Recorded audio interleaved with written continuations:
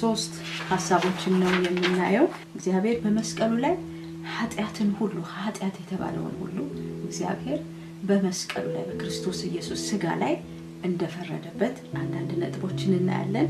ሁለተኛ በመስቀሉ እግዚአብሔር ከራሱ ጋር አስታርቆናል። በክርስቶስ ኢየሱስ መስቀል ወይም ደግሞ በሥጋው ላይ በተፈጸመው ቅጣት ላይ ከዛ ቅጣት የተነሳ ክርስቶስ ኢየሱስ በሥጋው ላይ በከፈለው መስዋዕትነት የተነሳ እኛ ከእግዚአብሔር ጋር አዲስ ህብረትን ቤተሰብነትን አግኝተናል። አንዳንድ ነጥቦችን በዚህ እንመለከታለን። ሶስተኛ ደግሞ በመስቀሉ የተገኘው ነፃነት ምን እንደሆነ አውቀን ለህይወታችን የሚጠቅመንን ታላላቅ ነገሮች እንማራለን። የእግዚአብሔር ቃል ሕያውና የሚሰራ ሁለትም አፍ ካለው ሰይፍ ይልቅ እጅግ የተሳለ ነው ይላል። የሚሰራ ነው፣ ሕያው ነው፣ እኛን ደግሞ ሕያዋን ያደርገናል። ስለዚህ ጌታ ኢየሱስ ክርስቶስ በመስቀል ላይ የከፈለውን ዋጋ ስናውቅ ህይወታችን ወደ ነፃነት ዓለም ይገባል። ከተያዝንበት እስራት እንፈታለን። የእግዚአብሔር ቃል ሲናገር የመስቀሉ ቃል ለሚጠፉት ሞኝነት ለኛ ለምንድን ግን የእግዚአብሔር ኃይል ነው ይላል። ስለዚህ በመስቀሉ ቃል በወንጌሉ ቃል በእውነት አምነን መዳንና መፈወስ ድነን መቅረት አለብን። መንፈስ ነፍስ ሥጋችን መፈወስ አለበት። አእምሮአችን ሐሳባችን በክርስቶስ ኢየሱስ ሞትና ትንሣኤ ምክንያት በወንጌሉ ቃል አምነን የፈውስ ዓለም ውስጥ መግባት አለብን። እግዚአብሔር ቃል የፈውስ ቃል ነው። እግዚአብሔር ቃል የእምነት ቃል ነው። የመዳን ቃል ነው። የቅድስና ቃል ነው። የቤዛነት ቃል ነው። የእምነት ቃል ነው። የኃይል ቃል ነው። ስለዚህ በዚህ የእውነትና የኃይል ቃል የመንፈስና ሕይወት የሆነውን የእግዚአብሔርን ቃል ተቀብለን ስለ መስቀሉ ሥራ ስለ ወንጌሉ ሥራ እውነተኛ ሕይወት ኖሮን አርነት እንወጣለን ማለት ነው። ፍቅርና ፍርድ የተገናኙበት በመስቀሉ ሥራ ነው።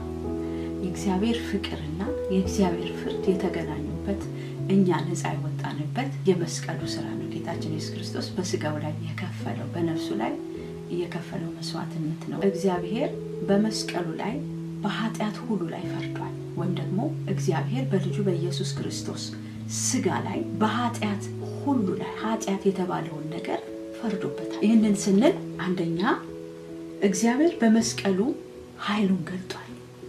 እግዚአብሔር በክርስቶስ ኢየሱስ መስቀል ሞት ምክንያት ወይም ደግሞ በክርስቶስ ኢየሱስ የነፍስና የሥጋ መስዋዕትነት ራሱን አሳልፎ መስዋዕት በማድረጉ ኃይሉን ገልጧል። ቀደም ባነበብኩት ክፍል በአንደኛ ቆሮንቶስ ምዕራፍ 1 ቁጥር 18 ላይ የመስቀሉ ቃል ይላል። የመስቀሉ ቃል የወንጌሉ ቃል ወይም ደግሞ ጌታ ኢየሱስ ክርስቶስ በመስቀል ላይ የተናገረው ቃልና ድምጽ ማለት ነው። አምላክ ሆኖ ሳለ ራሱን ባዶ አደረገ፣ ራሱን አዋረደ፣ ከክብር ስፍራ ወርዶ እኔና እናንተን ለማዳን ከሁሉ በታች ሆነ፣ ስለ ሁሉ ድሃ ሆነ፣ ስለ ሁሉ ምንም የሌለው ሆነ።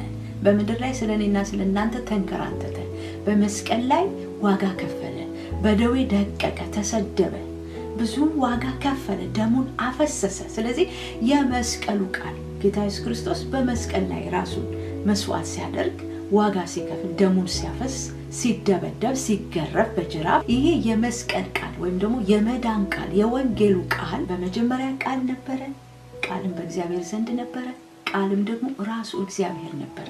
ስለዚህ ጌታ ኢየሱስ ክርስቶስ በመስቀል ላይ በቀራንዮ መስቀል ላይ መስዋዕት ሆኖ ራሱን ለዓለም ሁሉ እንዲድን ራሱን መስዋዕት ሲያደርግ በመስቀል ላይ የተናገረው ድምጽ ማለት ነው። አብ በልጁ በኢየሱስ ክርስቶስ መስቀል ላይ ተናገረን፣ በአንድ ልጁ ተናገረን፣ ፍቅሩን ገለጠ። ስለዚህ የመስቀሉ ቃል ይላል ሐዋርያው ጳውሎስ ለሚጠፉት ሞኝነት ነው፣ ለማያምኑበት ይሰናከሉበታል፣ ሞኝነት ነው።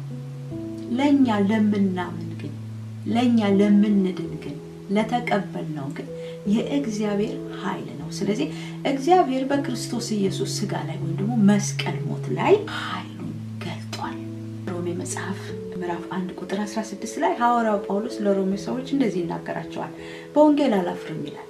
በወንጌል አላፍርም፣ ምክንያቱም አስቀድሞ ለአይሁዳዊ ደግሞ ለግሪክ ሰዎች ለአይሁዳዊም ለግሪክ ሰዎችም ለሚያምኑ ሁሉ የእግዚአብሔር ኃይል ለማዳን ነው። ለሚያምኑ ሁሉ የመስቀሉን ቃል የክርስቶስን ሞት በመስቀል ላይ ዋጋ መክፈል ለምናምን የእግዚአብሔር ኃይል ነው። የእግዚአብሔር ኃይል በሕይወታችን ይገለጣል። ሐዋርያው ጳውሎስ ይህንን ነገር ስለተረዳና ስለተገለጠለት ኃይልን በሚሰጠኝ በክርስቶስ ሁሉን እችላለሁ ይላል። ስለዚህ እግዚአብሔር በመስቀሉ ወይም ደግሞ በክርስቶስ ኢየሱስ ስጋ ላይ ወይም ራሱን መስዋዕት በማድረጉ በቀራንዮ መስቀል ላይ በመሰቀሉ ራሱን መስዋዕት በማድረጉ በፈቃዱ ነፍሱን መስጠቱ ኃይሉን ገልጦበታል። ሁለተኛ ደረጃ ክብር ለእግዚአብሔር ይሁን። እግዚአብሔር በመስቀሉ ላይ ፍቅሩን ገልጧል። ዘላለማዊ ፍቅሩን ገልጧል።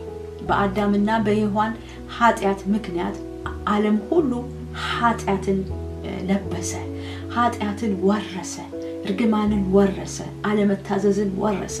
ያንን አለመታዘዝ፣ ያንን እርግማን ለመስመር፣ ያንን ኃጢአት ለመደምሰስ እግዚአብሔር አንድያ ልጁን ወደ ዓለም ላከው።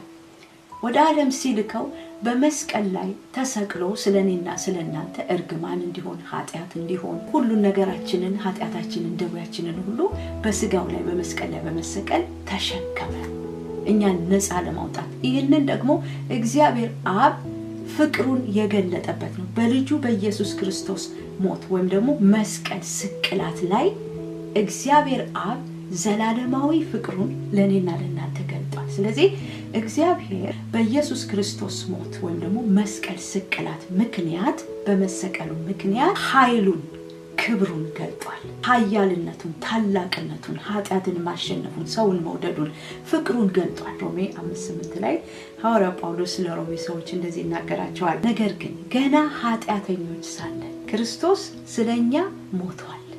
ገና ኃጢአተኞች ሳለን እኔና እናንተ በእናታችን ማህፀን ገና ሳንፈጠር ገና ሳንጀመር እግዚአብሔር ከሩቅ አይቶ መርጦናል እና ነገር ግን ገና ኃጢአተኞች ሳለን ክርስቶስ ስለኛ ሞቷል ይላል።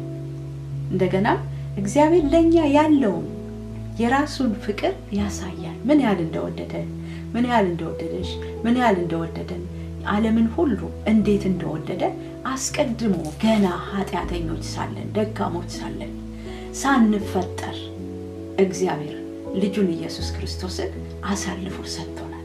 በበጎ ፈቃዱ እግዚአብሔር በክርስቶስ ኢየሱስ መስቀል ስቅላት በሞቱ ምክንያት ታላቅ ፍቅሩን፣ ዘላለማዊ ፍቅሩን ገልጧል። ታላቅ ኃይሉን ገልጧል። ሰውን መውደዱን ገልጧል። በእርሱ የሚያምን ሁሉ የዘላለም ሕይወት እንዲኖረው እንጂ እንዳይጠፋ እግዚአብሔር አንድያ ልጁን እስኪሰጥ ድረስ ዓለሙን እንዲሁ ወዷል። እግዚአብሔር ዓለሙን ሁሉ ወዶ አንድያ ልጁን ወደ ዓለም ላከው። ወደ ዓለም ሲልከው አንድያ ልጁ ጌታችን ኢየሱስ ክርስቶስ በመስቀል ስቅላት ራሱን መስዋዕት አድርጎ ለዓለም ቤዛ ሆኗል። ይህንን ቤዛ የሆነንን በኃጢአታችን ፋንታ ለኛ ኃጢአት ሆኖ ዋጋ የከፈለልን በእኛ እርግማን ፈንታ እሱ እርግማን ሆኖ በእንጨት ላይ የተሰቀለው በእንጨት ላይ የሚሰቀል የተረገመ ይሁን ተብሎ እንደተጻፈ በብሉይ ኪዳን በእንጨት ላይ የሚሰቀል የተረገመ ሰው ነው። ጌታ ኢየሱስ ክርስቶስ ስለኔና ስለናንተ ኃጢአት ግን ስለኔና ስለናንተ እርግማን ግን ራሱ ኃጢአት ሆነ ይላል። ራሱ እርግማን ሆኖ በመስቀል ላይ በስጋው ላይ ዋጋ ከፈለ። ስለኔ ኃጢአት ሆነ፣ ስለኔ እርግማን ሆነ፣ ደዌን ተቀበለ። ላንተም እንደዚሁ፣ ላንቺም እንደዚህ፣ ለዓለም ሁሉ ግን ለተቀበሉት ሁሉ በስሙ ለሚያምኑት ለነርሱ እግዚአብሔር ልጆች ይሆን ዘንድ ስልጣን ሰጣቸው ይላል። ዛሬ ጌታ ኢየሱስ ክርስቶስ በመስቀል ላይ ዋጋ እንደከፈለልህ ከሲኦል ሊያድን ከዘላለም ፍርድና ኩነኔ ነፃ ሊያወጣ ከስጋ ሞት በኋላ በስጋ ዛሬ ብትሞት ነገ ወይም ደግሞ ዛሬ ህይወት ቢያል ሌላ ዓለም አለ፣ ሌላ ደግሞ ህይወት አለ፣ የሚቀጥል ህይወት አለ። ግን ያ የሚቀጥለው ህይወት ወይ ገነት ነው ወይ ደግሞ ሲኦል ነው። ስለዚህ አሁን ዛሬ ይህንን መልእክት የምትሰማ ወይም ይህንን መልእክት የምትሰሚ የምታዳምጪ እህቴ፣ የምታዳምጡ ወንድሜ፣ የምታዳምጡ ሰዎች ለነፍሳችሁ ቤዛ የሆነውን ጌታ ኢየሱስ ክርስቶስን ዛሬ ወደ ህይወታችሁ ልትቀበሉት የዘላለም ህይወት ታገኛላችሁ። ለዘላለም ህይወታችሁ ከጌታ ኢየሱስ ክርስቶስ ጋር ይሆናል። ከዘላለም ፍርድ ከኩነኔ ከሲኦል ታመልጣላችሁ። ከስጋ ተለይታችሁ በስጋ ብትሞቱ ከዛ በኋላ ነፍሳችሁ የምታርፍበት አንድ ቦታ አለ። ወይ ሲኦል ነው ወይ ገነት ነው። ወይ ከጌታ ጋር ነው ወይ ከሰይጣን ጋር መቃጠል ነው። መጽሐፍ ቅዱስ ሁለት ቦታ ብቻ እንዳለ ይናገራል። አንዱ ሲኦል ነው፣ አንዱ ገነት ነው። በምድር ላይ ሆነ ጌታ ኢየሱስ ክርስቶስን አሁን ብትቀበል የዘላለም ህይወት አለ። የዘላለም ህይወት ማለት የመንግስቱ ወራሽ የእግዚአብሔር ልጅ ስልጣን ያለ የርስቱ ተካፋይ የሰማያዊ ዜግነት ያለ ልጅ ሆንክ ማለት ነው።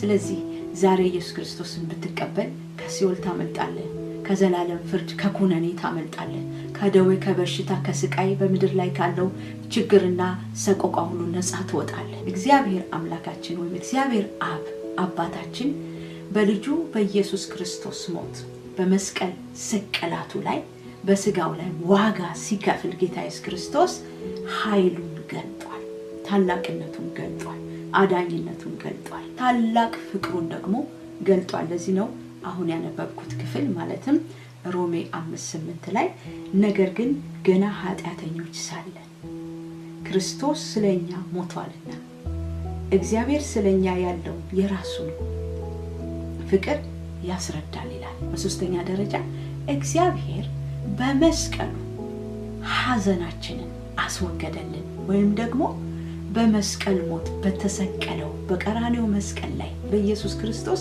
ዋጋ መክፈል ምክንያት ሐዘናችንን ለዘላለም አስወግዶታል። ሐዘን የተባለው ነገር በክርስቶስ ኢየሱስ ስጋ ላይ በሞቱ ተሰቅሏል ማለት ነው። ኃጢአትም ተሰቅሏል፣ እርግማንም ተሰቅሏል። ኢሳይያስ 53 ሙሉውን ምዕራፍ የሚናገር ነብዩ ኢሳይያስ ያየው የተናገረው ትንቢት ነው፣ የተፈጸመ ትንቢት ነው።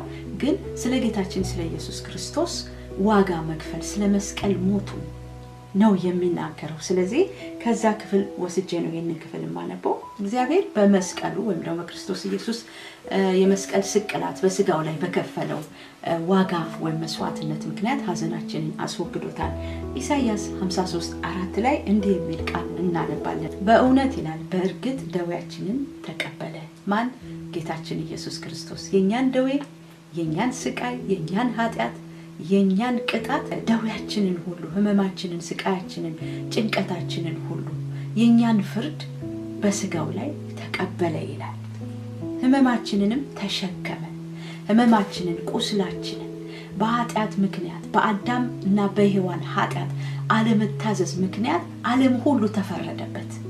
የሰው ዘር ሁሉ ኃጢአት ተላለፈበት። ያንን ኃጢአት እግዚአብሔር በልጁ በኢየሱስ ክርስቶስ ስጋ ላይ በመስቀል ስቅላት ፈረደበት። ኃጢአትን በልጁ በኢየሱስ ክርስቶስ ሞት ስቅላት ምክንያት ፈረደበት። ስለዚህ ጌታ ኢየሱስ ክርስቶስ ሐዘናችንን፣ ደዌያችንን፣ በሽታችንን፣ እርግማናችንን፣ ኃጢአታችንን ሁሉ በስጋው ላይ ተሸከመ። በእውነት ደዌያችንን ተቀበለ፣ ህመማችንንም ተሸክሟል። እኛ ግን እንደተመታ በእግዚአብሔርም እንደተቀሰፈ እንደተቸገረም ቆጠር ነው። ስላልገባን እንደዛ መሰለን። ነገር ግን በእውነት የኔና የእናንተን ደዌ ነው የተቀበለው ነው የሚለው ኢሳይያስ። ደዌያችንን ተቀበለ፣ ህመማችንንም ተቀበለ፣ ስቃያችንን፣ ሐዘናችንን ሁሉ በስጋው ላይ ተቀበለ። በእውነት እርግጠኛ ነው ይላል። ክብር ለእግዚአብሔር ይሁን። ስለዚህ እግዚአብሔር በመስቀሉ ምክንያት ወይም ደግሞ በጌታችን በኢየሱስ ክርስቶስ ሞት በቀራንዮ መስቀል ላይ በተሰቀለው ራሱን አሳልፎ በመስጠቱ ደዌያችንን፣ ህመማችንን፣ ሐዘናችንን፣ ጭንቀታችንን፣ ኃጢአታችንን፣ እርግማናችንን ሁሉ ተሸክሞታል። ስለዚህ ጌታችን ኢየሱስ ክርስቶስ በመስቀል ስቅላቱ በስጋው ላይ የኃጢአታችንን ቅጣት ተቀበለ ማለት ነው። ሐዘናችንን ወሰደ ማለት በኃጢአት ምክንያት የሚመጣ ውጤት አለ። ሞታችንን ሞተልን፣ ስቃያችንን ተቀበለልን፣ ኃጢአታችንን ተሸከመ ማለት ነው። በመስቀሉ ከእግዚአብሔር ጋር አዲስ ህብረትን አገኘን። ጌታ ኢየሱስ ክርስቶስን የተቀበለች ነፍስ ከእግዚአብሔር አብ ጋር ህብረትን፣ አዲስ ህብረትን፣ አዲስ ቤተሰብነትን ታገኛለች። በመስቀሉ ምክንያት ከእግዚአብሔር ጋር አዲስ ህብረትን፣ የተቋረጠውን ህብረት ጌታ ኢየሱስ ክርስቶስ ራሱን አሳልፎ በመስጠት በመስቀል ላይ አሳልፎ በመስጠቱ ምክንያት ከአብ ጋራ ከእግዚአብሔር አብ ጋራ ከአባት ጋራ ከሰማዩ አባታችን ጋራ አዲስ ህብረትን እንድናገኝ አድርጎናል።